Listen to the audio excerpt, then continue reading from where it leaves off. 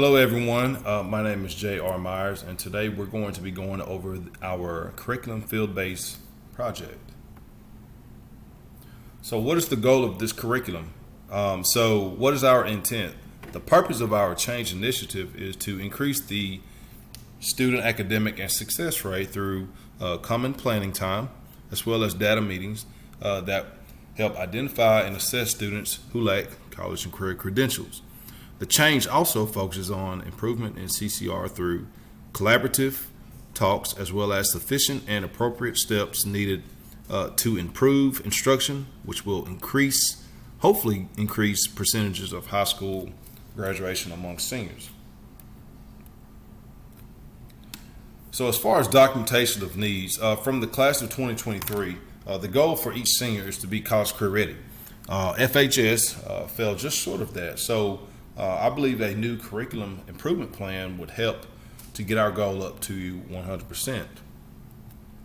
And to add on to that, so part of my job right now is as far as ACT prep. So I'm giving students who are struggling to meet one of the college career ready indicators, which we'll talk about here shortly. But we want to focus on 1 to 2 things within our entire school system, our high school, that will help get our students' scores just a little bit higher. So what are our objectives? So number 1, increase the number of students scoring a level 2 or 3 on the work keys to at least a level 4 and a 5. So for those who are not familiar with the work keys, so that's a test given to all seniors. Some school districts don't do it. Florence High School does. And what we do is we give it to all of our seniors. Typically we give it, it used to be given in the spring, but I believe now we give it more so usually later in the fall, but it's done electronically. So again, all seniors will take it. And then number 2, we want to increase the number of students scoring less than 18 on the ACT English section to at least an 18, which is the benchmark on the ACT English in order to be college and career ready.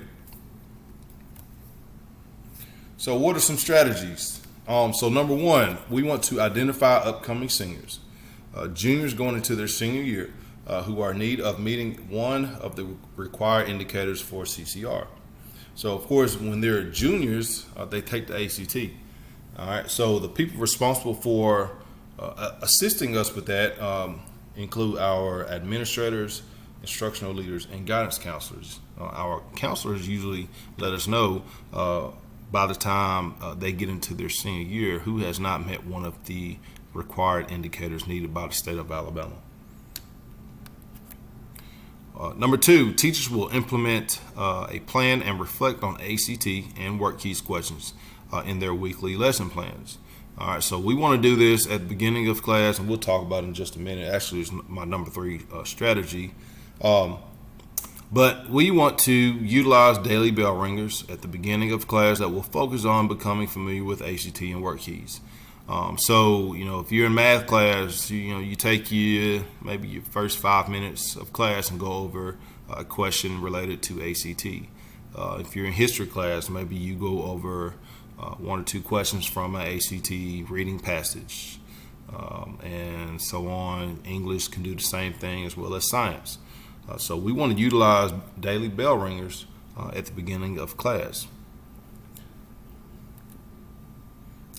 Curriculum number 4. So we want to, in addition, we want to implement in our lesson plans what we're doing every day. So, Google Docs, we want to add in there that we're including ACT work keys questions as bell ringers and exit tickets. Of course, when it comes to administrators, teacher leaders, that will help them to easily observe what's going on in the classrooms. And then curriculum strategies number 5. So all 11th graders will be required to participate in the ACT curriculum. So they'll get a good dose of it at the beginning of each class, but they will also get some time during what we call our reach period. So our reach period is included with lunch. So reach and lunch adds up to be roughly 60 minutes. So 30 minutes of lunch will take place, and then after that, students will go to their reach class. And so for 30 minutes, they'll focus on going over some, again, ACT or Work Keys questions.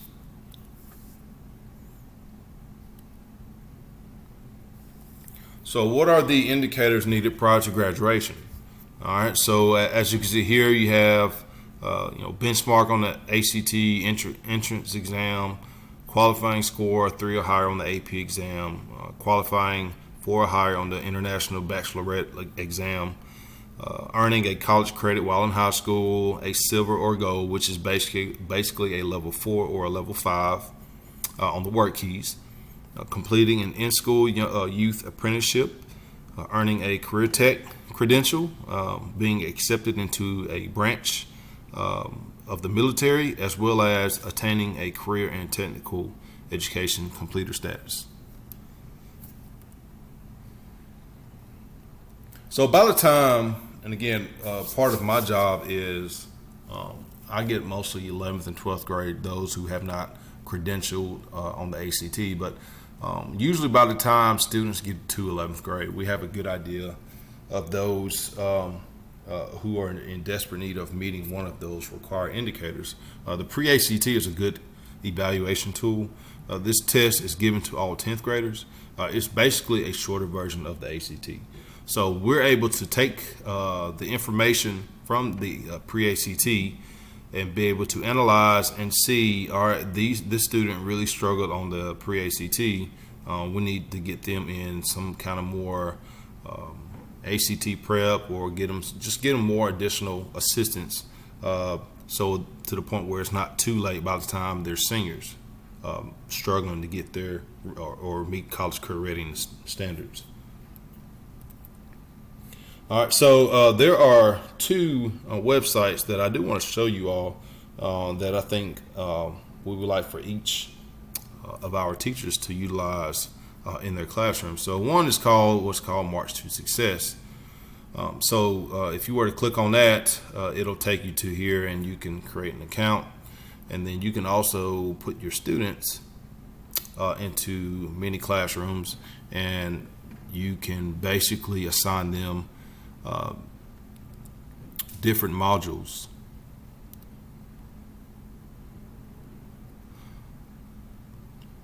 So basically, you would just go to courses, and then if you scroll down, you can see that there's numerous things that you can do on here, whether it's vocabulary quizzes or flashcards. I like to put students on the ACT Online course. So once you click on that, it'll take them through several modules, and you can just assign those at any time. And they don't have to do all of it at one time, but you can just have them do maybe 20% of it, or maybe do 50% of it. But it has, as you can see, it has English, it has math, it has reading, it has science, it has everything you want on here. So we do ask that our teachers be able to utilize this in their classroom. And on top of that, it's free. And then the last one is what's called the ACT Work Keys. So this is a website that I like to use for seniors. So once they log in, this test is it gives practice tests, which is very, very, very similar to the state tests given each year. The 3 tests that are required to be college career ready is the applied math, the graphic literacy, and the workplace document. So you can assign this in your classrooms and just have them go through it, and it'll give you instant feedback after you have completed the test.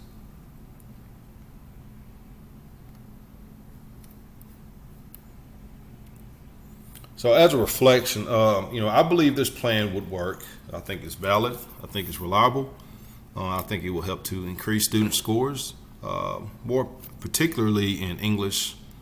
And the reason why we really focus on English more than the others is because I think English is more of a reachable goal, at least for our at-risk students.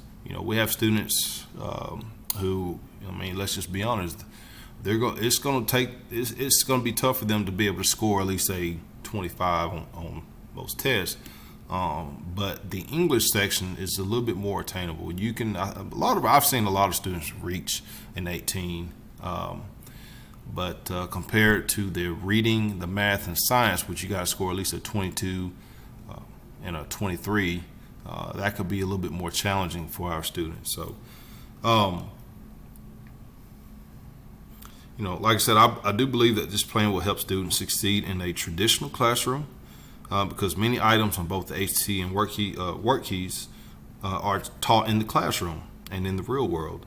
Work keys assessments ask questions related to the workforce. Overall, I believe it fits the curriculum interpretation of standards in which we currently use. If we teach the standards in the classroom, students will be more proficient in any setting. In the past, we have used what's called HCT Bootcamp. It was information overload for the students. It was like a week long of just constant tests. And it was pretty rigorous. It was intense test training, which I do believe students were pretty overwhelmed and visibly defeated by that. But I think this new plan would definitely help increase student scores for sure. So again, that's my presentation, and I hope you all enjoyed it. Thank you.